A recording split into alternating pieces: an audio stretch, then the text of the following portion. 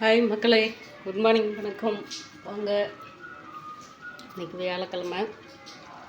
இன்றைக்கி சமையல் நான் ரொம்ப நாளும் வர ரொம்ப டம்மி ஆகிறேன். ஒன்றும் பிரச்சனை இல்லைங்க, பண்ணிக்கலாம். இன்றைக்கி சமையல் சிம்பிளான சமையல், ஆனால் நல்ல சமையல் தான். பூண்டு ஒரு 5 பூண்டு எடுத்து வச்சுருக்கிறேன். சின்ன வெங்காயம் ஒரு 8 பெரிய வெங்காயம், ஜீரகம், அவல், இது ஒன்றும் இல்லை, அவலும் ரவையும், உளுந்து சும்மா ஒரே ஒரு இவ்வளோண்டு உளுந்து போட்டு 3 ரவை, அவல், இந்த உளுந்துன்னா இப்போ பெரிய முழுசு உளுந்து இல்லை, பருப்பு உளுந்து போட்டு ஒரு அரை மணி நேரம், ஒரு 10 நிமிஷத்தில் அது இதாகிடும். ஒரு 5 நிமிஷத்துலேயே உப்பிடும். நான் ஒரு கொஞ்சம் வேலை இருந்ததுனால ஒரு அரை மணி நேரம் விட்டு அதுக்கப்புறம் மிக்சியில் போட்டு ஏன்னா அந்த உளுந்து போட்டிருக்கிறோம் இல்லைங்களா, அதனால் குறப்பாக ஓட்டி எடுத்து கரைச்சி வச்சுட்டேன். உப்பு போட்டு கரைச்சி வச்சுருக்கிறேன். ஜீரகம் போட்டிருக்கிறேன். பூண்டை இப்போ திருவிடுவேன். பூண்டை திருவிட்டு அது வாசம் நம்ம தோசை ஊற்றும்போது சூப்பராக தூக்கலாக இருக்கும். வெங்காயம் பொடியாக நறுக்கி அதில் கொட்டி தோசை போட்டுக்குவேன். இன்றைக்கி சமையல் தான். காலையில் டிஃபனு சட்னி, தேங்காய் சட்னிக்கு ஜீரகம், வரமிளகாய், பூண்டு, கருவேப்பிலை, பொட்டுக்கடலை, தேங்காய் ஒரு 10 வச்சு சட்னி போட்டு வச்சுட்டேன். சாதம் தயிர் ஊற்றி உப்பு போட்டு கரைச்சி வச்சுருக்கேன். இது மத்தியானத்துக்கு ஊற்றிட்டு போயிடுவேன். இப்போ காலையில் இந்த சட்னியும் இந்த தோசையும். பீட்ரூட்டு பொரியல் மத்தியானத்துக்கு. தயிருக்கு தொட்டுக்கிறதுக்கு காயே எடுத்துகிட்டு போயிடுவேன். 2 காய் பெரிய காயாக இருந்துச்சு. அது அவர் சின்ன காயை பார்த்தேன். சரி, ஒரு பீட்ரூட்டு காய் செஞ்சு ரொம்ப நாள் ஆச்சு, அதனால் செஞ்சிடலாம் அப்படின்னு சொல்லிட்டு நைட்டுக்கும் இந்த காய் நைட்டுக்கும் மத்தியானத்துக்குங்க. சின்ன வெங்காயம் இதுக்கு அரிஞ்சு வச்சுட்டு மீதியாக இருக்கிறதா இங்கே ஒரு 8 வெங்காயம் இருக்குது, சின்னது பொடி வெங்காயம். சின்ன வெங்காயம், பூண்டு, கருவேப்பிலை, மிளகாத்தூள் போட்டேன், வரமிளகாத்தூள் போட்டிருக்கிறேன். பூண்டு தட்டி பொடியாக நரைச்சி போட்டிருக்கிறேன். தேங்காய் ஒரே ஒரு இவ்வளோண்டு தான். பீட்ரூட்டுக்கெல்லாம் தேங்காய் போடணுன்னு அவசியம் இல்லை. அந்த பூண்டோட போட்டு ஒரு ஓட்டி எடுத்து போட்டிருக்கிறேன். இன்றைய சமையல் இவ்வளோதாங்க. எனக்கு இது சும்மா இந்த பிரியாணி அது இதுன்னெல்லாம் இழுக்கிறது இல்லைங்க. ஏன்னா இது நம்ம உடம்புக்கு ஏற்ற உணவு. என்னோடய உடம்பே நான் பார்த்துக்கணும். என் தேகத்தை, என்னோடய உடம்பில் இந்த தேகத்தை, இந்த சரீரத்தை நான் தான் பார்த்துக்கணும். நான் சொல்கிறது தவிர்க்கணும். இந்த தேகத்தை நமக்கு கடவுள் கொடுத்துருக்குறாரு. அது நம்ம எத்தனையோ வகையில் மாத்திரை மருந்துன்னு சொல்லிட்டு நிறைய வகையில் உடம்புகளை அதை வேஸ்ட்டு பண்ணுறோம்.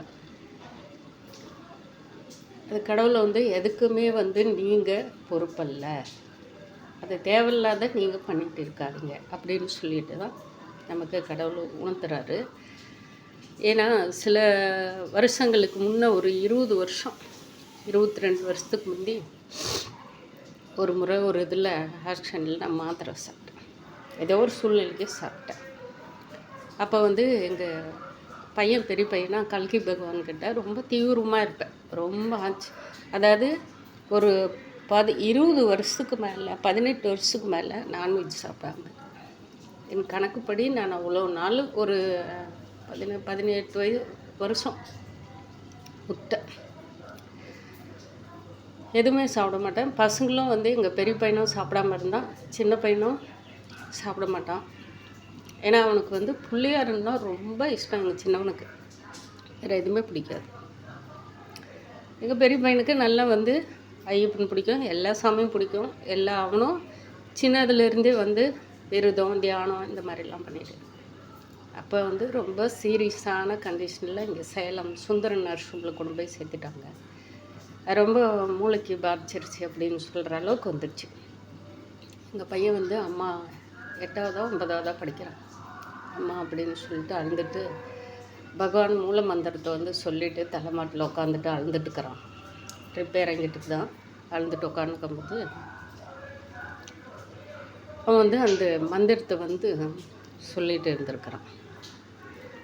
அழுந்துகிட்டே சொல்லிகிட்டு இருக்கும்போது அவங்க தியானத்தில் இருக்கும்போது பகவான் வந்து என் தலையை எடுத்து என் மூஞ்சி, அதாவது குழந்தைய தூக்கி அப்படி நம்ம பார்க்குறோம்ல நெஞ்சிக்கிட்ட வச்சு, அந்த மாதிரி என்னோடய தலையை எடுத்து வச்சு, உனக்கு என்ன தகுதி இருக்குது இந்த தேகத்தை அழிக்கிறதுக்கு?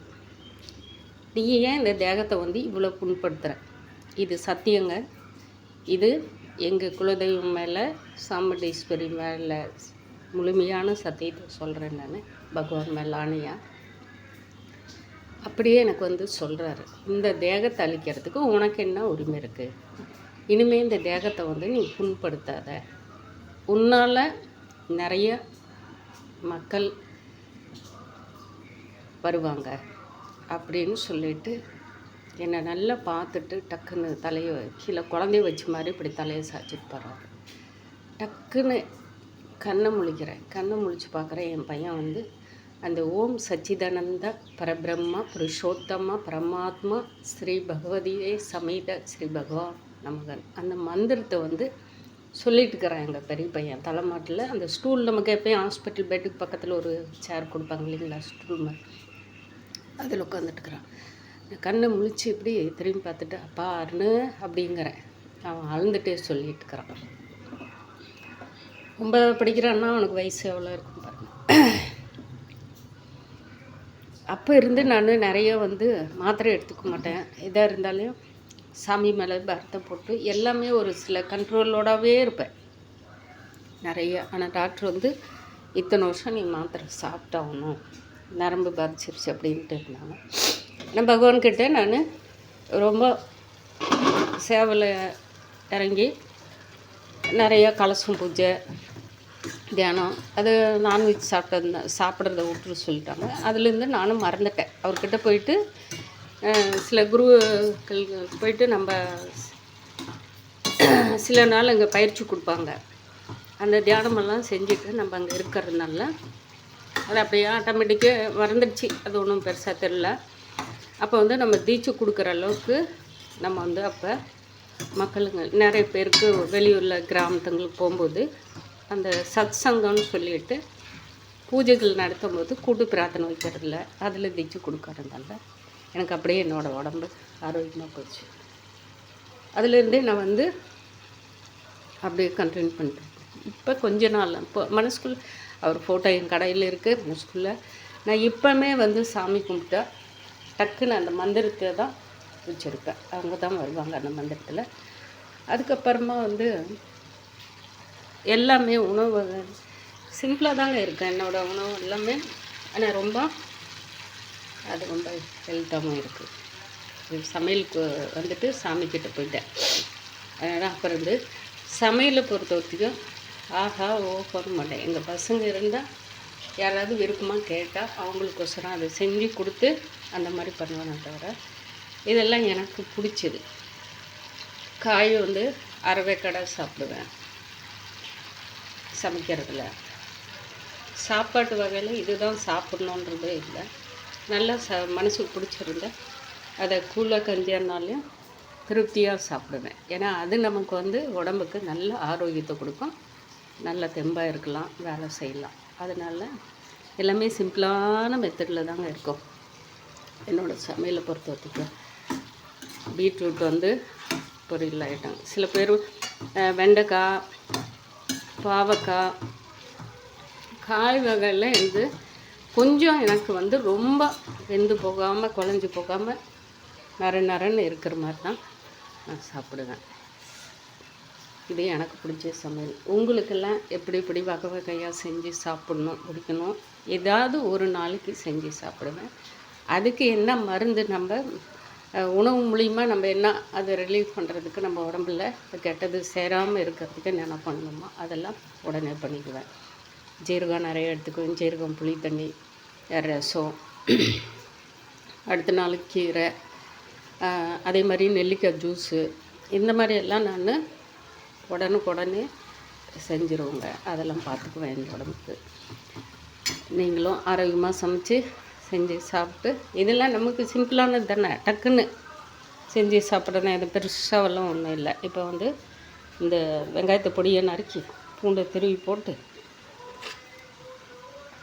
இந்த அவல்லையும் ரவையிலையும் போட்டு லைட்டாக தோசை ஊற்றிக்கலாம். இந்த சமையல் இது தான். பாய் மக்களே.